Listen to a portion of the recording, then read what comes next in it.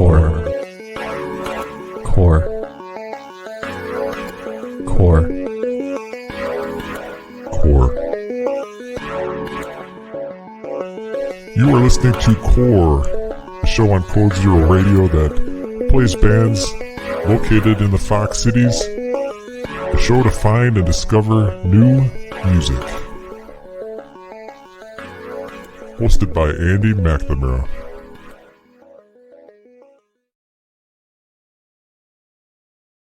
Hello everybody, welcome to Fox Cities Core on WCZR Code Zero Radio. If this is your first time tuning in, we are an interactive streaming interview radio show that airs on WCZR Code Zero Radio. We also have a YouTube page. If you could be as so kind as to go subscribe, that way you can be alerted of the upcoming interviews.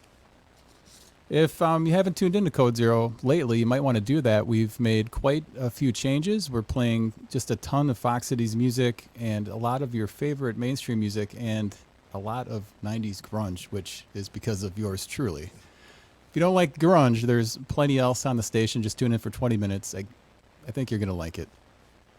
I want to bring up a special guest host that is on the show today, Mark Motter. Am I saying that right? Yeah, that's correct. Mark is the Director of Sales and Entertainment at Appleton Beer Factory, and he's had a hand in bringing some really good acts to the Appleton area. So, Mark, thank you for getting up today and coming in and doing the show. Glad to be here. And you've had some big announcements this week, which we're going to get into in a little bit. But maybe you can let the listeners know of the first one that you told us about the beer, the special beer that. Oh, yeah. Well, we have our pumpkin pie porter, and we also have the WATL, which is the World Axe and Knife Throwing Championships. That's going to be in downtown Appleton, December 1st to the 4th.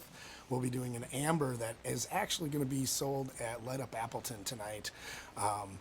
We entered into not necessarily a hard business relationship, but more of a in-kind relationship with McFleshman's and Stone Arch, and we collaborated on that beer, and we are now known as the Downtown Brewing Alliance when we do stuff together, which is a really cool little piece that we've got going on, and we're hoping to do a lot more as we move forward, but this is the first beer that we're doing with that. So. Well, that's pretty cool. So I like the fact that there's more to come. Yes, there is, and we're already actually talking on some different ideas for some of the other local festivals that we're all involved in together, and we've worked so closely together that we just thought it was a time to kind of solidify that a little bit and make sure people realize that it's more than just a happenstance that we're always working together. So. All right. You ready to bring on our guests today? Yes, absolutely. Mark's going to help me ask questions, so if there's anything during the show that you want to ask the band, you're driving. So my next guests, they've cemented their legacy as original music trailblazers with a decade and a half of boundary-pushing sonic exploration under their belt. I'd like to welcome Jon and Zach from the band Ifdakar. Hello. Hi. This is your second offense on Fox Cities Core. It is. Thanks for having us back. It's our yearly appearance, I guess. and you guys have something coming up, which maybe right off the bat, let's talk about it. Something coming up next week. Yeah, actually, over at Mark's place at Appleton Beer Factory. Saturday, November 26th, Correct. Is it? Yeah. What's the start time over there? The start time is 8 o'clock. 8 o'clock, we've got Disconapse opening the show. It's our yearly hometown holiday party. We like to do something around the hometown, in that holiday season. It's just a low-dough $7 show to try to get everybody to come on out, celebrate the holidays. And, we don't play a ton of shows. This is our first one in the Valley since Mile of Music, so we want everybody to come out and, cheer on the holiday spirit and all that happy crap. Rock and roll. I know we're really excited to have you guys. We worked together a little bit on the side on some other things, but having Ifdakar, I think since I've been there the first time, now that I'm thinking, yes, that we will have you guys, and you guys are always a favorite of mine, so we're excited to have you guys on. So you do the holiday show every year. You get a lot of the same people that kind of, it's like the banner event for them every year, and they come and kind of attend it every time you do it? Yeah, I mean, we've got a couple. I think there's at least one birthday party for sure that we know of. Sarah Athens turns 35. And I think there's another one. I saw that there's another one. So, I mean, our Fox Valley fan base is not really a fan base. It's a friend base that, we've known these people. We grew up with these people. So all these people coming out, it's kind of like a little mini family reunion, more or less. And we see that every time we play in the Valley. It's the same people. What's nice is lately it's been additional people beyond that, which is cool to see, after all these years, to see the audience still grow into new people. So, obviously we're doing something still that's resonating with not just the people that kind of feel like they have to be there, but the people that want to be there because there's something to be seen and heard. So that kind of development over all these years is really cool to see. As well as all the family and friends from years past. So we're kind of building on stuff yet, which is pretty neat at this stage of our career.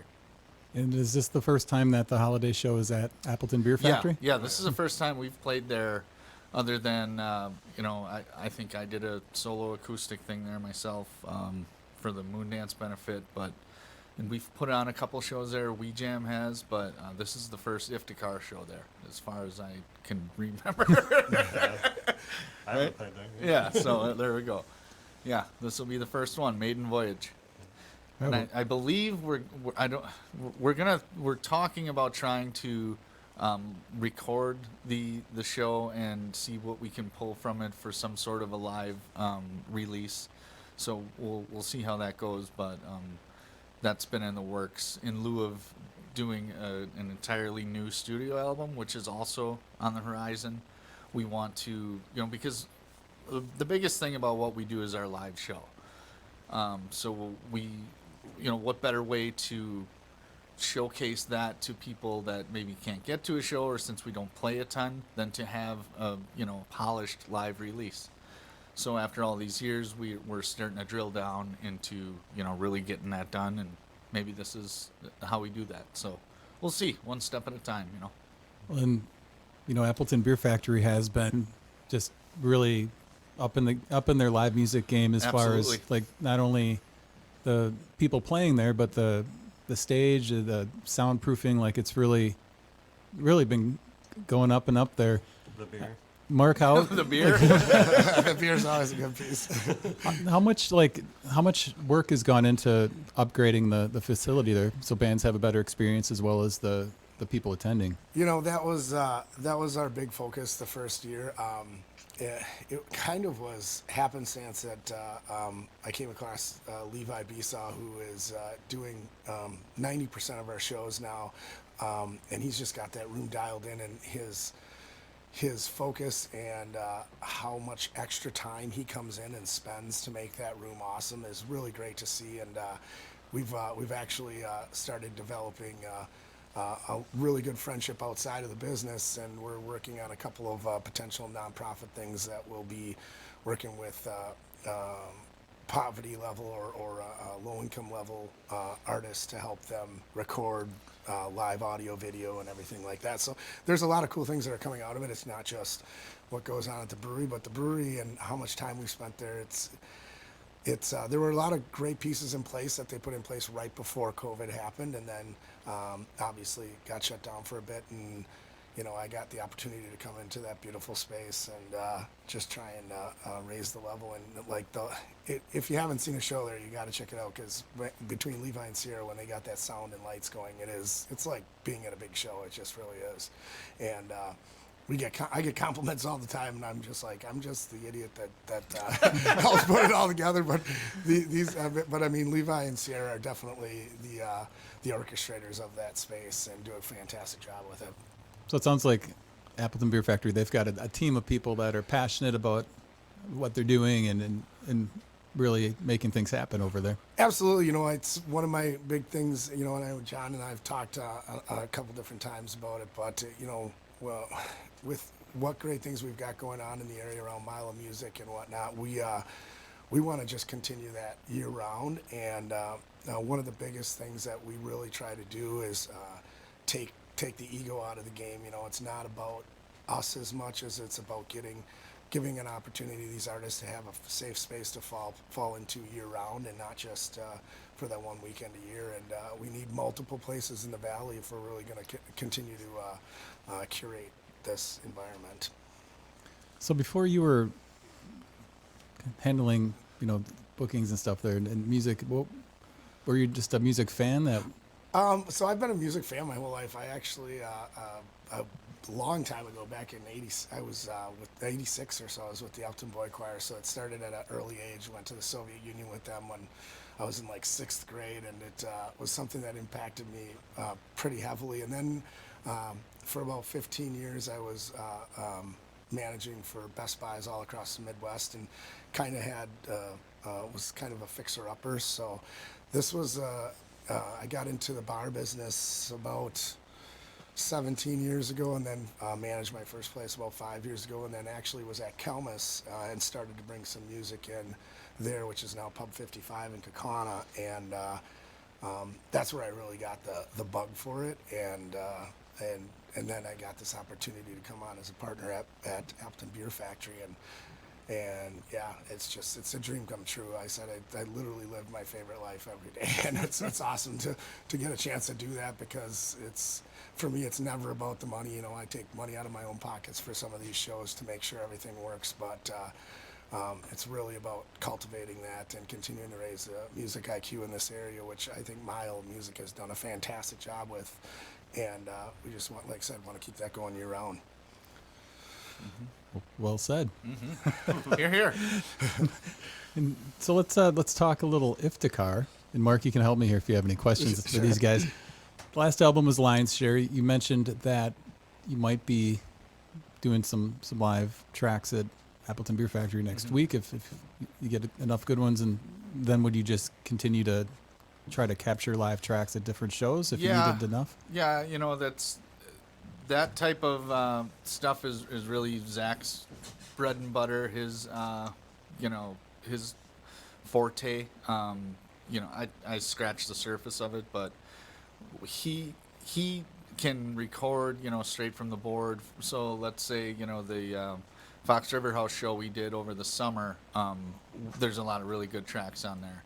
So what we can do is, let's say we get some audio feedback or something from the Appleton Beer Factory show, we could put out an Ifdakar live album, and it could be, some from one show, some from the other. You want to speak to that a little bit? Because that's your world, not mine. Yeah, it's something we've always tried to do, and it varies between, we get new gear and get new things and new toys to play with to try to make it better. And just over the years, I've been trying to perfect it, and we're just finally getting to the point where we're able to get some of those, and where the equipment's kind of caught up to where almost every venue has a soundboard that you can just kind of plug your laptop in and go with. So we're just wherever we can, I try to get a good set and then try to mix it down and see what we can get out of it. And the guys that did the sound at the Fox River House is the same unit that is going to be doing the sound, Levi and the train station crew. So using them again at Appleton Beer Factory, well, they know how we worked at the last show where we got a bunch of good content from. So, we'll see how that goes. I don't want to sit here and say that the ABF show is going to be a full live album. That would be difficult, and then all of a sudden we're playing and we screw something up so heavily that we just can't use it all, So we'll just take it, one song at a time. If we have to cull a bunch of them from, each upcoming show, that's what we'll do.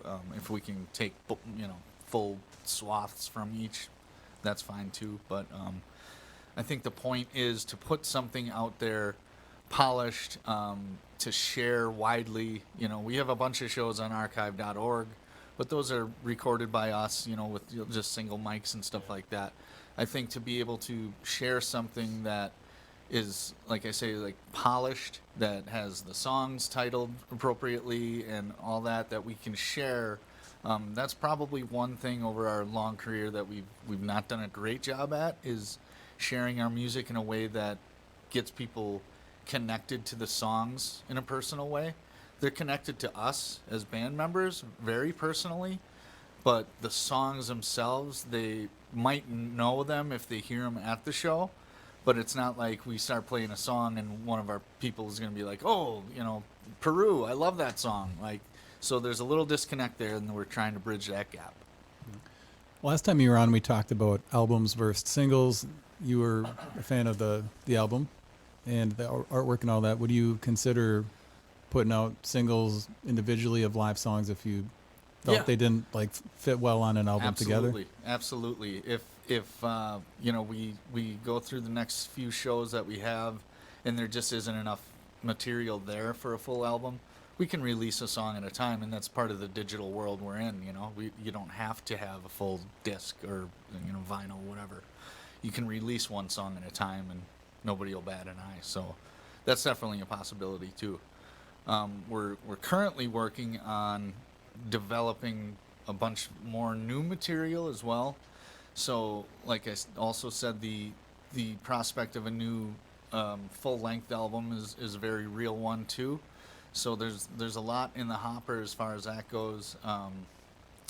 With the approach we're taking now, it's probably going to take a while because we're trying to dig into some sampling and stuff like that, some new pre-production type stuff that we haven't really done before. So it's new to us, and once again, we're going to have to lean heavily on Zach because he's the tech guy, and he's going to have to coach all of us along, including Kurt, who doesn't know nothing about nothing when it comes to that stuff. And we're going to be asking a lot of Kurt because he's the utility guy over there. He plays guitar, he's playing the synths. We're going to ask him to do some sampling type stuff. So we're going to need to rely on the people that know the best to teach the rest of us, to bring us along. But we feel like if we can crack this egg, we're going to be able to just open up a whole new world of sonic exploration, and we're looking forward to trying at least, So we'll see what happens. Well, and musicians make a lot of money too, so you'll probably be able to retire once you put out a couple singles. You should be able to take a couple of years off, right? That sounds great. When you were on last time, we talked about Marky brought up Mile Music earlier. We talked about last time how you played Mile Music a couple of years ago, and then one of your shows got rained out. Yeah. You returned this year to Mile Music and played a couple shows. How was this year compared to the prior year? What were the shows? They're all inside. So Yeah, that's right. We played two. We played Friday and Saturday, right? The Paper Valley Ballroom Friday night, which was great. And Saturday night we were the last band at the Bent Keg, and that was bananas. No complaints. It was another great mile. I'm trying to think if you think back on these experiences and you're like, oh, what was the one thing I remember? And in your mind, they all kind of go together. We played at the Bent Keg like 3 or 4 times for the mile, and any memory I look back on could have been from any one of those moments. But yeah, because it's just wall to wall people, and like. Obviously you want to do your best, but you could play a terrible set and nobody would bat an eye. They would just keep raging. So I don't think that happened. I'm pretty sure we played pretty well, but I'm sure. No, it was great. It was good. At the Miles, do you find yourself trying to network with other bands, or do you sort of just do your shows and move on? I take advantage of the fact that I live a 5-minute drive from the venue, and I go to the show and then I go home. Unless I'm going to go see some music. But honestly, it's probably a wasted opportunity. If somebody heard me saying that, they'd be like, I can't believe this guy, whatever. But we do so much networking through the Wijam business and the festivals we put on and all that. If I'm going to go to the Mile to watch the bands, that's what I'm going to do. I kind of just leave them alone, more or less. Porky's played after us at the ballroom. So I networked with them by stealing some of their beer. But other than that, we were good. Let's talk about Wijam. If the viewers aren't aware of Wijam, what is Wijam? Wijam is a music production company that me and Kurt started back in 2010. We produce events that we host all over the state. predominantly it's turned into festivals and larger events. We host the Moondance Music Festival, a few flagship events down at Jones Park, Skydance, Soul Dance. We just announced a winter festival with our friends Feed the Dog and Appleton Beer Factory. That's called Ice Dance. That is in Green Lake over the first weekend in February. Tickets still available for that one. They are moving They fast. are moving I will say fast. that. But yeah, so basically Wijam was a thing back when we were starting to play a lot of shows as Ifdakar. We decided, there isn't much coverage for bands like us, so let's start something that helps us shine a light on bands like us, and that was Wijam. Over the course of 15 years, that kind of changed to Wijam is this thing that produces and puts on shows. So that's where we are with it right now, in a nutshell, more or less. And if I can jump in, Yeah. one of the things that we've started to work really closely with the guys from Wijam, Kurt and John, John and Jacob, and who stepped back now. But it's been a great working relationship, and trying to give these guys a place, really nice place for to bring bands through has been a great piece. But also getting our name out there into some of the different festivals, and hopefully, as we get into Wijam, or as we get into Moondance, I know we're hoping to make a pretty good connection on that one too. So, but yeah, we're really super excited for Ice Dance, and these guys bring in some of the best music that we see, year round, and we just want to make sure that we give them a platform for that. Yeah, I mean, and Mark can speak to this too, but so much of the music business is about networking, and if you're not at least out there in a scenario like Mile of Music, at least shaking some hands and introducing yourself, you're probably missing out on a lot of things, even if it is just a friendship. One of the things that we learned over the years is you keep running into the same bands, the same people. And at first it's like, oh, I recognize that guy. And then it's like, oh, hey, how you doing? Shake a hand. And over the years, you become, really good, close friends with some of these people because you see them at the same shows, the same festivals year after year. And it's amazing how quickly time goes by. So like Mark said to me once, he said, sometimes we're networking and we don't even realize we're in those conversations. And that, boom, that blew me away.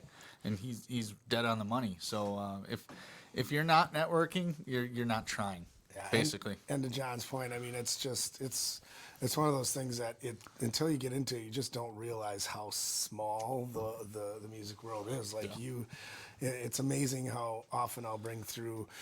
I can think of a great example when I brought the Stillhouse Junkies through from Denver that played at the Ladies of Bluegrass last year. We had them the Thursday before, and they came through and saw a poster we had up for Side Pony out of Nashville, and they all knew all the members from Side Pony, and one of them was roommates with the other one. But I mean, those types of things come up so often, and it's just interesting. And you just never know who you're talking to, or who they're connected with, or who you have an opportunity to get in contact with. And that's kind of, I approach, I trying to describe what I do is kind of funny. It's just being open to those conversations and realizing that you never know where that can take you. So, and I mean, honestly, that's, how I think I became such good friends with the guys from Ifdakar, because, we found ourselves in the same world, and now we're figuring out how to maneuver that as, together versus us trying to go against each other or anything like that. Because I think, as I said a little bit earlier, like, for us to continue to grow as a music community, we have to be able to offer a lot of different options to customers on a regular basis. So, do you feel that there is a lot of competitiveness in this industry, as far as people trying to claim stake ground without going into details? Like, is that an issue that kind of prevents forward progress? I don't,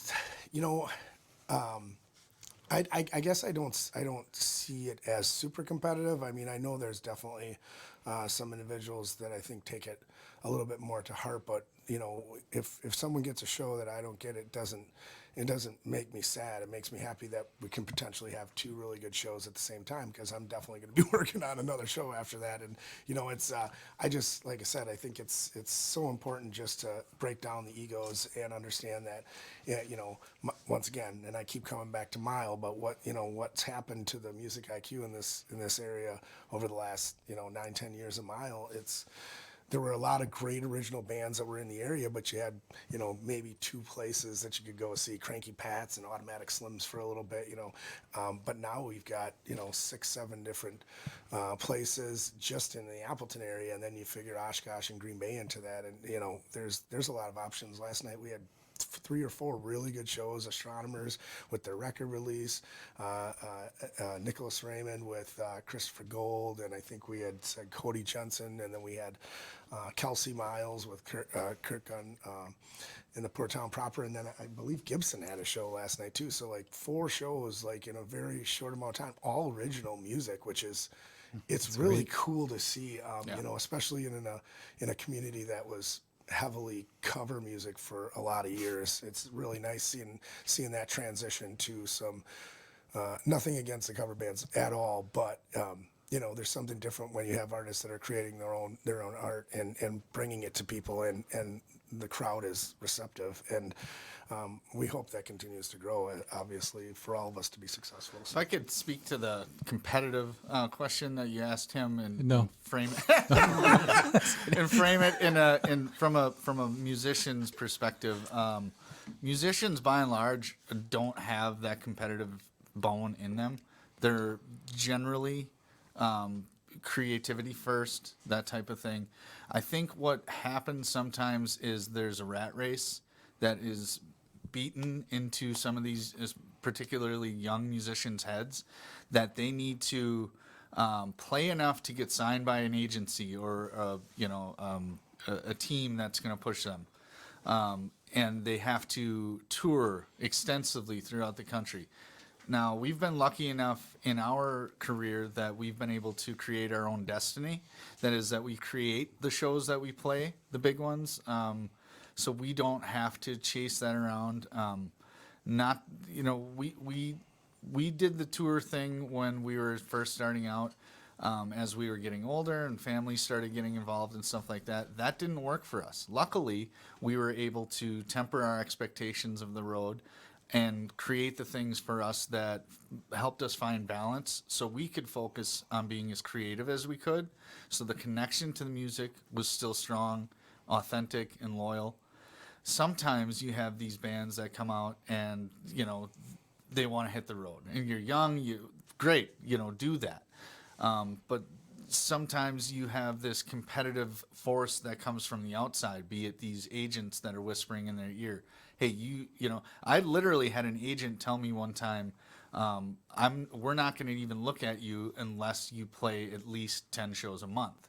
And it's like, I don't want to play 10 shows a month. I'll do it myself, So you have this, I'm not telling people to not hit the road and tour. I'm not saying that. What I'm saying is do whatever it is in music that makes you happy and makes the music true. Don't sit there and chase an agency to try to get them to grab you and then make you go play some crappy coffee shop in Kentucky, unless that's going to make you happy, Like, if touring around playing these little places is going to make you happy, then do that. But don't beat yourself up over the next 5 years by trying to create something by hitting the road so mercilessly that it's going to sap every last ounce of creative energy that you have from your body. And sure as hell, don't let some sleazy agent tell you that you have to.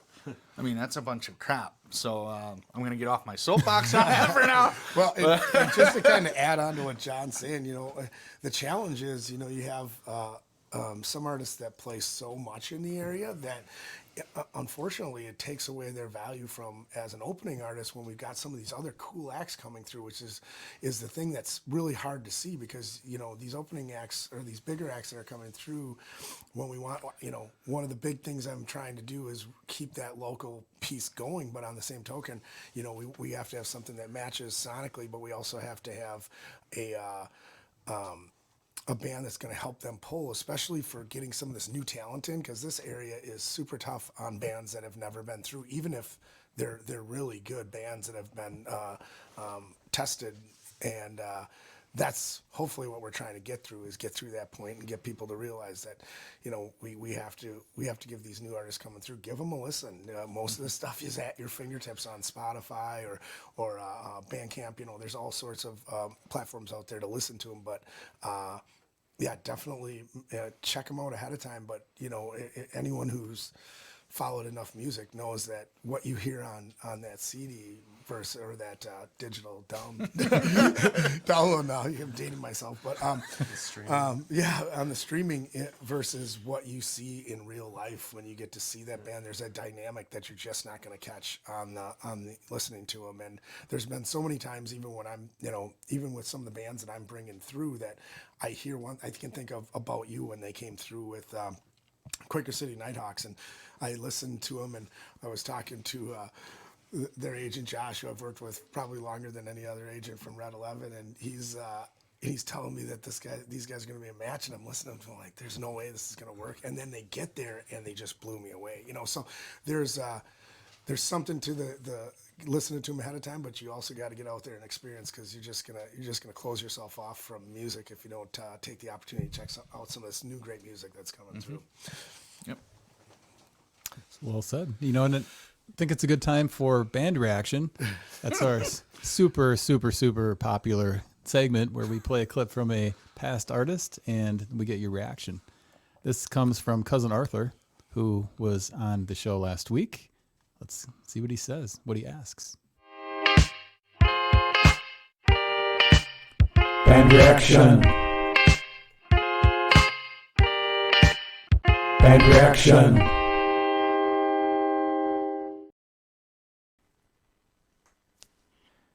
Hey guys, it's Cousin Arthur here. I just had one question for you. How do you go about finding the best people to collaborate with? What do you feel makes a really good collaboration? Do you think he's talking in terms of, because, with all the things we do with event producing, you think he's talking in terms of music specifically? I can't speak for Cousin Arthur, but I think he was. If he were here. I think he was talking about like in a band situation. Situation. Right. Yeah, I think I'm going to focus it on songwriting and development within our dynamic. So what we typically do is me and Michael, for example, we brought a new, he's the keyboardist, Michael Romanesco. We brought a new song that I wrote, a couple of years ago. I wrote and put it on a demo, and I brought it over to him. And what he did was then he puts a fresh set of eyes on it, right? So he says, this would be really cool here, take this out and go like this, and then we get together and then we build a new song based on the combination of those ideas. And then we take what's left of that husk and then bring it into the rest of the guys, and then they add their layers. For us, bringing in collaborators for additional pieces and stuff like that, that'll typically happen at the end of that process. If we're going to have a fiddle player come and play on a studio album, we had Timmy Mack from Feed the Dog playing a couple of one of our albums, so that'll typically happen at the end. But the songwriting process for us happens in house, and what we've found is that there are processes that work more efficiently than others, and there's just ways of going about it that yields the best results in the quickest amount of time, because we don't have a ton of time to devote to all getting together with everybody's families and all that kind of thing. So when we get together, we need to be as fruitful and quick as possible with it. So finding those times to do it, in the short groups, small groups, and then bring it together, that's working pretty well for us right now.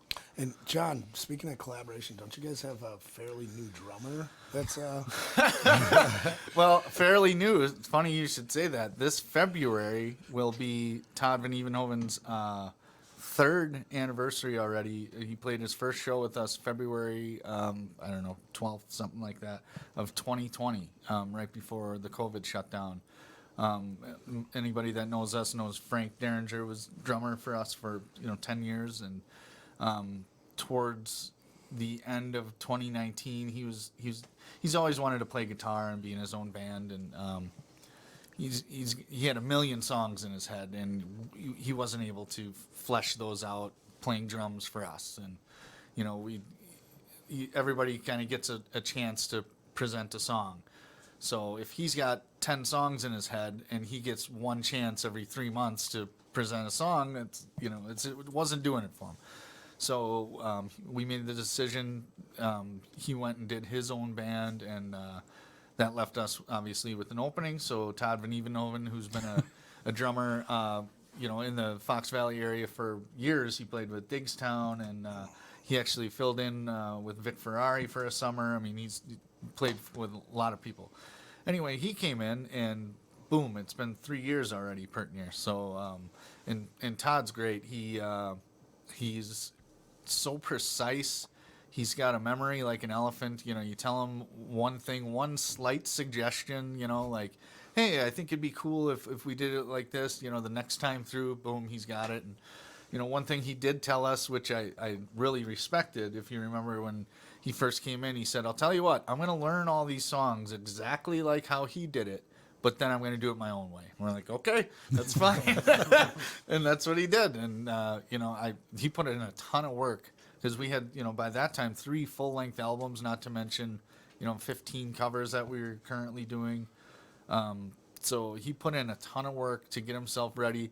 And then, of course, we had COVID, so we didn't play much. But now So you forgot it all and learned it all. He again. forgot it all. But he's the type of guy that he'll take something home. He wants the set list a week ahead of time so he can sit at home and work on it. And he's very precise. He remembers everything, and we're really lucky to have him. So Nice. yeah. Looking forward to continuing this, as I was explaining before, this new type of sonic exploration that we're doing. He has one of those drum pads that has the samples and stuff like that. So all this kind of stuff is new to us, but it's really cool. So we're excited. I kind of chuckled a bit when you were saying his last name, because my 5-year-old's learning like McNamara, and that last name, I can't imagine being a kid like trying to remember how to spell that, Yeah. let alone say it. Vanevenhoven. I grew up with the cadre of Vanevenhovens, so that's it's like Smith to me. I don't think I can even say that. Let's flip back to Appleton Beer Factory. I noticed I really like your shirt, John. Oh, thank you. How can people get hooked up with a shirt like that? Well, that was one thing that we wanted to do when we started doing the music. Is we've got, and actually, if you're looking for some great Christmas presents, we've got some great new stuff that came in for Appleton Beer Factory. But John's wearing our Appleton Music Factory shirt, and that's something that we really wanted to do when we started doing music. Our first show was, and I heard you talking about him earlier, Andy, was Brother Oh Brother. On July 31st of 2021. And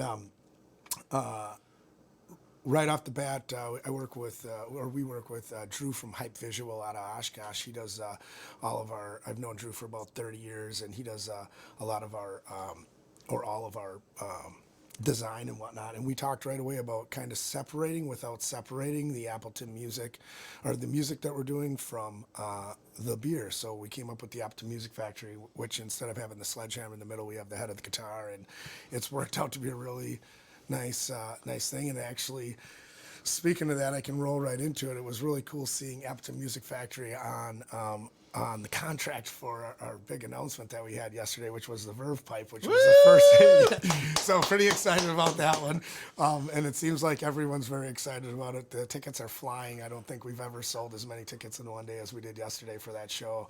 And but yeah, it was really cool seeing the Appleton Music Factory on the contract. And but it's nice that we're starting to get some traction there, because the brewery is such a great portion of what we do, and we really want that to be the foundation. But the music is, very honestly, while we do some really great things, everything we do there is in service of the beer and continuing to grow that brand. So That's a big score for Appleton Beer Factory and Appleton to have a band like that come to the area. It's got to be pretty exciting for you as well. I mean, it was exciting and a little daunting. And when I'm reading through a 20-page contract and rider, and I'm normally used to looking at like one page front and back, there was a lot. But at the same token, as once again, we got to continue to bring these acts through, and it just helps give us validity as an area that we can bring some of these bands through, and to get them in a space with 300 people. And honestly, the ticket price, if you look at when they play in bigger cities and stuff, even when they're playing bigger venues, they're getting $40 to $100 per ticket, and we're starting our first 100 out at $30. So Doug, their manager, was great to work with, and he really understood and took the time to realize that we want to bring this through, we want to make this happen, but we're also not a big market right now, so we have some other challenges. So they were great at working with us.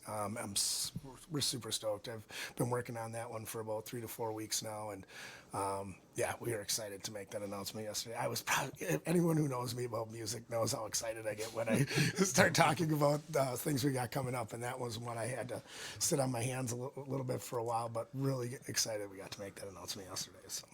Well, and if people aren't familiar with the Verve Pipe, they had a huge hit with Freshman. 87 million hits on Spotify. So booking a band like the Verve Pipe, does that kind of whet your appetite to get more bands like that? Well, and it really does.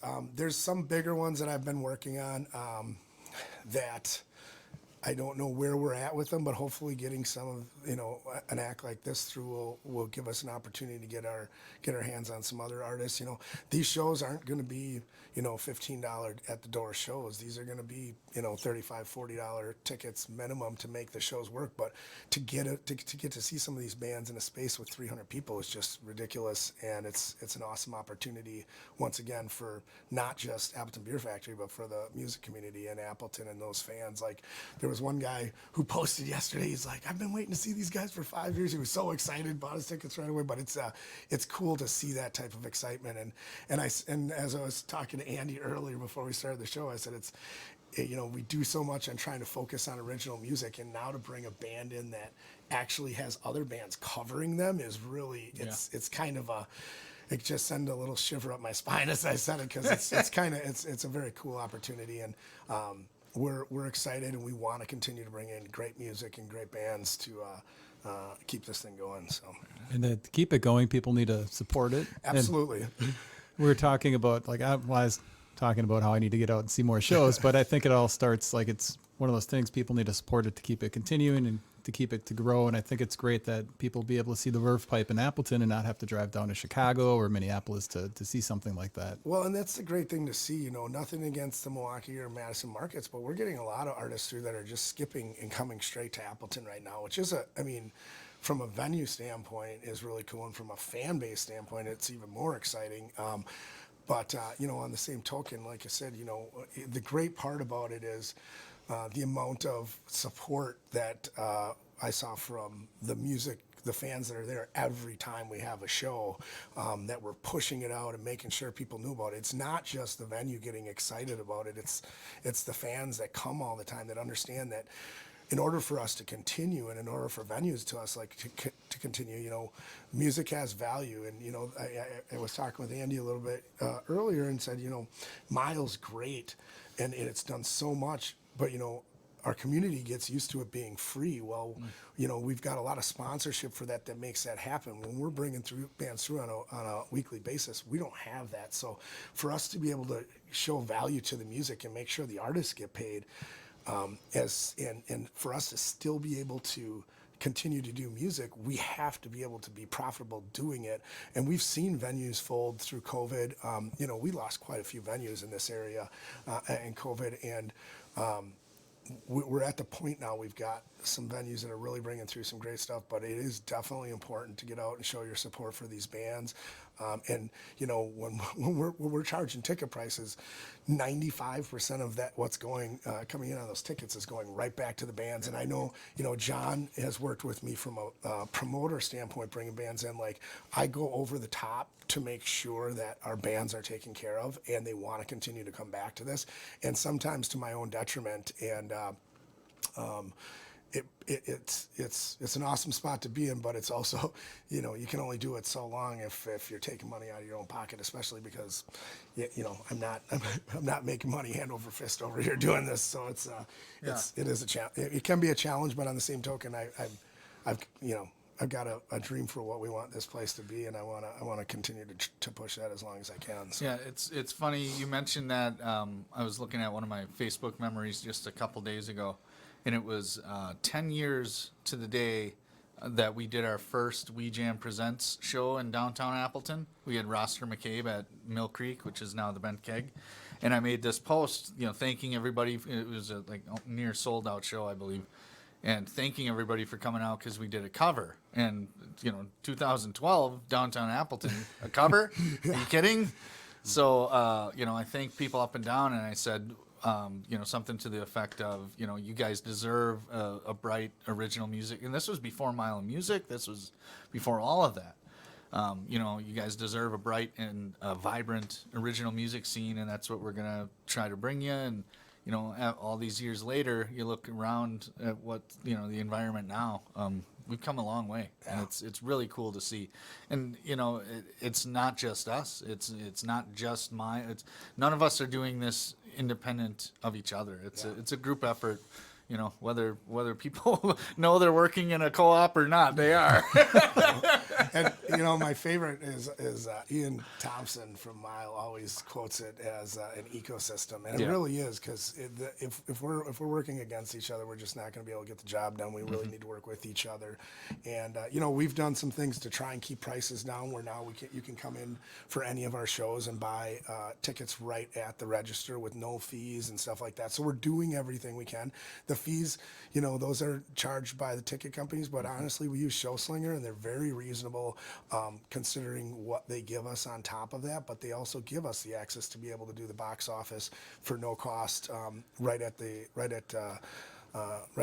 brewery. And you know, that's stuff that we're doing because we want to keep people engaged in music, and we're doing everything we can to keep the price as low as possible. But there's got to be a price if you're bringing through some of these bands. You just can't bring them through. They can't come from Nashville or California for $500 when you got 4 people. Like it just doesn't work. The math doesn't work. And so it's important that we just want people to realize that that's where majority of our money goes when we take those ticket prices, is right back to the bands. So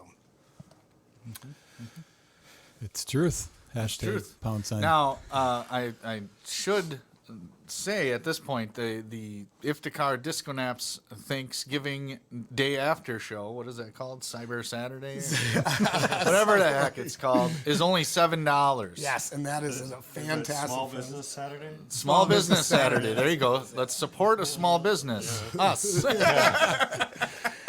Only $7. Yeah, and that's going to be, and that's, like I said, that's a great show. And Disconapse was, we had 3 out of their first 5 shows were at the brewery, so it's great getting them back with Ifdakar.